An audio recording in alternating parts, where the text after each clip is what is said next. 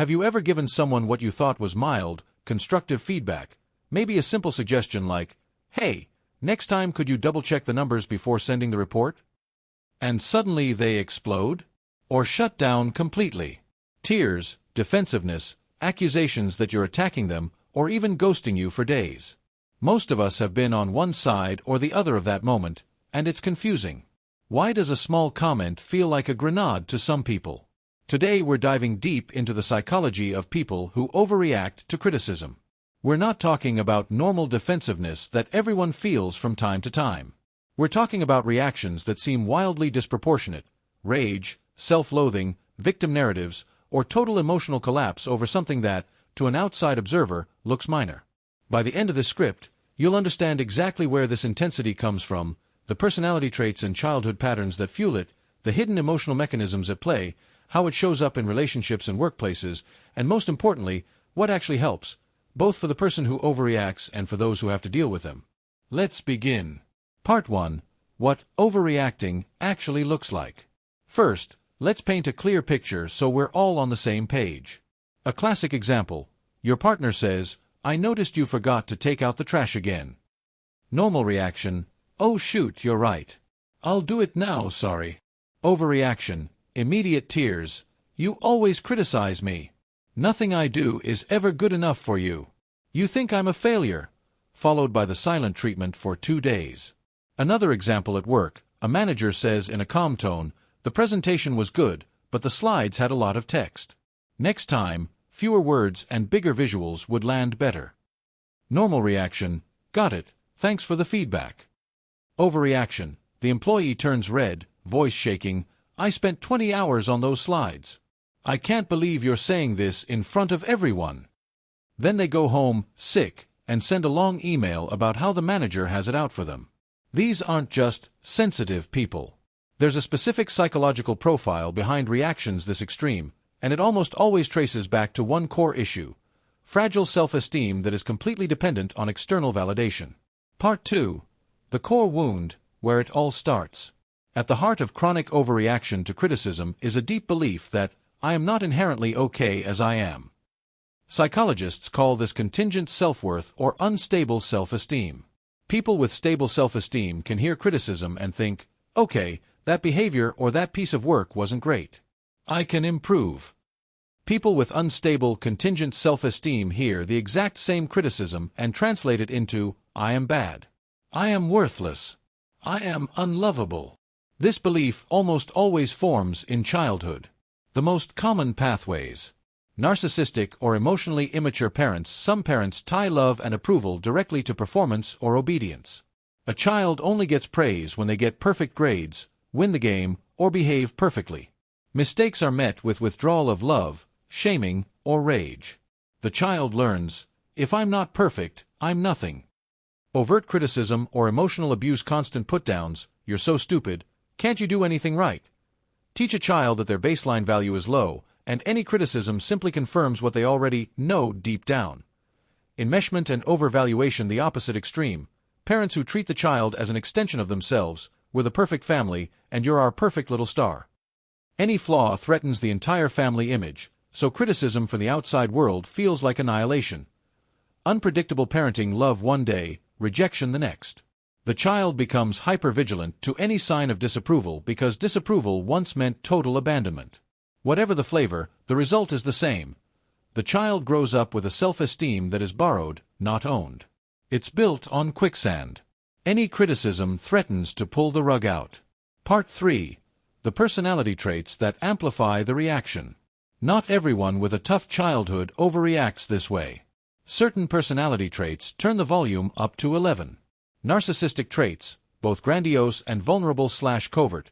Grandiose narcissists outwardly explode because criticism threatens their superior image. Vulnerable narcissists inwardly collapse or play victim because criticism confirms their secret belief that they're worthless. Borderline personality traits: intense fear of abandonment plus black and white thinking equals any criticism feels like, "You're leaving me," or "You hate me now."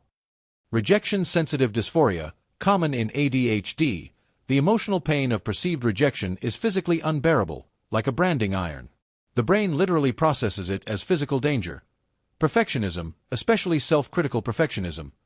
The internal standard is so impossibly high that any external criticism confirms the perfectionist's worst fear. See? I really am a fraud.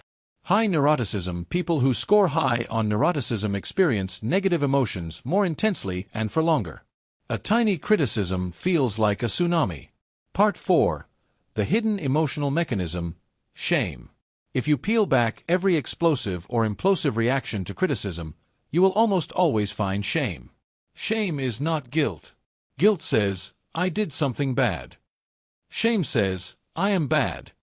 Criticism, especially when it's unexpected or public, triggers a shame attack. The nervous system goes into fight, flight, freeze, or fawn. Fight, rage, yelling, counterattacking, you're the one who always screws up. Flight, ghosting, quitting jobs dramatically, ending relationships over one comment, freeze, shutting down, going mute, dissociating, fawn, people-pleasing, apology spiral, self-flagellation, you're right, I'm terrible, I don't know why you even put up with me. Many overreactors cycle through several of these in one incident.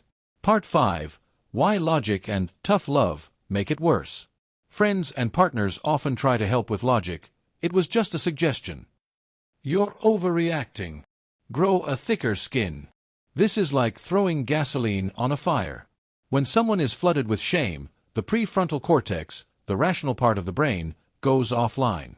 They literally cannot access logic in that moment. Telling them they're overreacting just adds another layer of shame. Not only am I bad, I'm bad for reacting badly. Tough love approaches. If you can't handle feedback, you'll never succeed. Confirm the original wound. See? The world is harsh and I'm too weak for it. Part 6. How overreaction shows up in relationships. Romantic relationships with someone who overreacts to criticism are exhausting.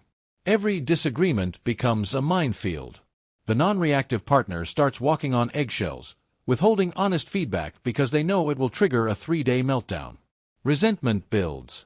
The overreactive partner senses the resentment and feels even more criticized, which triggers more overreaction. A vicious cycle. Common patterns. Darvo, deny, attack, reverse victim and offender. You said I left dishes in the sink. I can't believe you're attacking me again. You're abusive. Preemptive defense. They criticize themselves first and more harshly than anyone else could, so no one else gets the chance. Silent treatment as punishment, withholding love until the critic grovels and reassures them they're perfect. Part 7. How it shows up at work. In professional settings, chronic overreactors are often the ones who cry in performance reviews over mildly critical feedback, quit dramatically after one negative comment, build elaborate victim narratives about toxic bosses, sabotage themselves right before promotions because deep down they believe they're imposters. Ironically, they're often extremely talented because they've spent their whole lives trying to outrun shame through achievement. Part 8. Is it possible to change? Yes. But it's hard internal work, not something someone else can force. The most effective therapies. Schema therapy identifies and heals the core childhood schemas like defectiveness/shame, failure, and approval seeking. Dialectical behavior therapy, DBT, teaches distress tolerance and emotion regulation so the shame wave can be ridden instead of drowned in.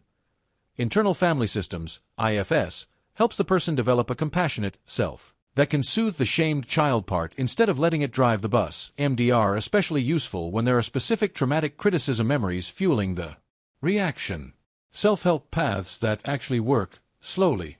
Daily self-esteem work that is not contingent on performance. Kristen Neff's self-compassion exercises are gold. Journaling the exact thoughts that arise during criticism, I'm worthless. Trace it back to whose voice that really is, usually a parent. Practicing receiving small pieces of criticism from safe people and noticing body sensations without reacting. Part 9. How to interact with someone who overreacts. If you love or work with someone like this, here are the only strategies that don't make it worse. Validate first. Always, I can see you're really upset right now. That makes sense. This stuff is hard to hear.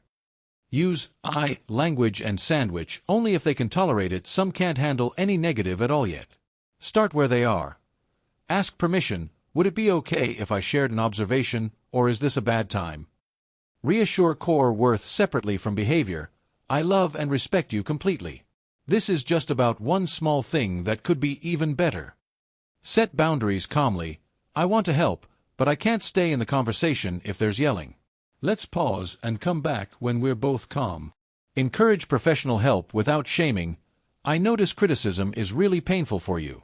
Have you ever looked into therapy for that? I think it could be life-changing. Conclusion. People who overreact to criticism aren't drama queens or too sensitive. They are carrying an invisible wound that turns every critical comment into a megaphone shouting, "You are not enough." That wound usually started long before you ever met them. Understanding this doesn't mean you have to accept abusive behavior. Boundaries are still essential. But understanding does give you the power to respond instead of react, and sometimes your compassionate response is the first safe experience they've ever had with feedback. For those of you watching who recognize yourselves in this description, you are not broken. The intensity you feel is a signal, not a life sentence. Healing is possible. The day will come when someone can say, "That didn't land the way you wanted," and you'll hear it as information about the task, not a verdict on your soul. And that day, everything changes. Thank you for spending this time exploring one of the most painful and misunderstood patterns in human relationships.